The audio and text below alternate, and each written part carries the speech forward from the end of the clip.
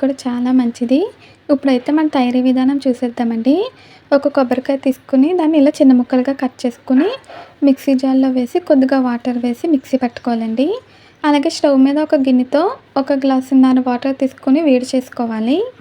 Video skip చేయకుండా చూడండి. అప్పుడే మీకు పర్ఫెక్ట్‌గా అర్థమవుతుంది. కొబ్బరి పేస్ట్ మెత్తగా పేస్ట్‌లాగా మిక్సీ పట్టుకోవాలండి. మనకి రెడీ అయిపోయింది. అలాగే వాటర్ కూడా హీట్ అయిపోయిందండి.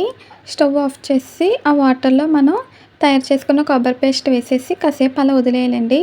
అప్పుడు ఆ వేడికి ఆ కొబ్బరి పేస్ట్‌లోంచి మనకి కొబ్బరి పాలనేవి బాగా వస్తుంది. కొబ్బరి అన్నానికి మనకి చిక్కని కొబ్బరి పాలు కావాలండి. కొబ్బరి పాల కోసం ఈ ప్రాసెస్ చేయాలి. తర్వాత ఇక్కడ నేను కొబ్బరి అన్నం కోసం కావాల్సినవన్నీ కూడా తయారు చేసి పెట్టుకున్నానండి. ఒక ఉల్లిపాయని అలాగే 3 పచ్చిమిర్చి సన్నగా కట్ చేసి పెట్టుకోవాలి. ఇక్కడ చూపించిన హోల్ గరం మసాలా కూడా తీసి పెట్టుకున్నానండి. మీరు కనుక ఫస్ట్ టైం మా ఛానల్ చూస్తున్నట్టయితే ప్లీజ్ లైక్, షేర్, సబ్స్క్రైబ్ చేయండి. చూడండి ఫ్రెండ్స్, ఇప్పుడైతే మనకి కొబ్బరి పాలు కూడా ఆ నీళ్ళల్లోకి బాగా దిగుతుందండి. ఒక గ్లాస్ వాటర్ వేసుకుంటే చిక్కగా వస్తుందండి. 2, 3 గ్లాసులు వేస్తే కొంచెం పలచగా వస్తుంది.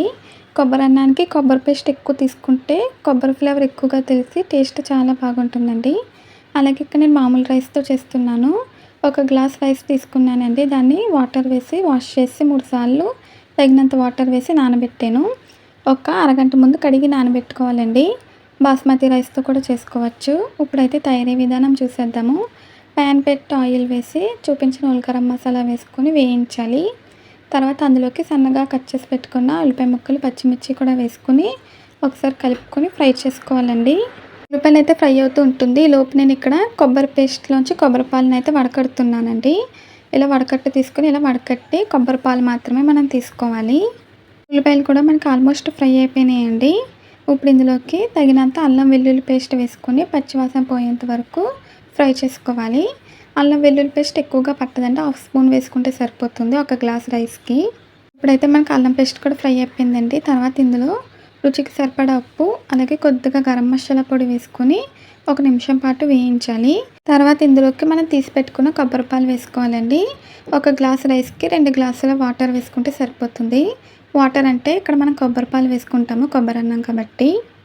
అదే బాస్మతి రైస్‌కి అయితే ఒక గ్లాస్‌కి 1.5 వాటర్ వేసుకుంటే సరిపోతుందండి. ఇక్కడ 2 గ్లాసుల కొబ్బరి పాలు వేసాను. ఇప్పుడు దీన్ని ఒకసారి కలుపుకొని కొంచెం మరిగించాలండి. పొంగు రావాలి.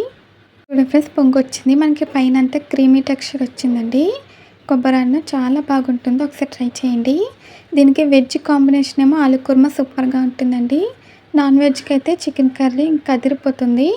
వాటర్ పొంగొచ్చాక మనం నానబెట్టుకున్న రైస్ వేసేసి ఒకసారి కలుపుకోవాలండి. ఇలా కలుపుకున్నాక సిమ్‌లో పెట్టేసి మూత పెట్టి మగ్గించాలి.